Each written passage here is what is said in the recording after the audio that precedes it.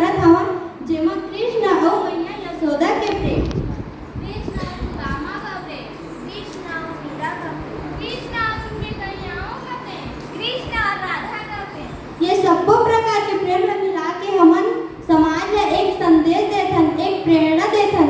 तो संगवारी हो एमा विभिन्न प्रेम के विभिन्न प्रकार ला दर्शाए गए हैं। तो लेवा संगवारी हो शासकीय हाई स्कूल परसदा खुर्द शक्ति से अंतर व्यक्तिगत संबंध विषय पर हमन अपन नृत्य के प्रस्तुति करत हवन। जय भारत।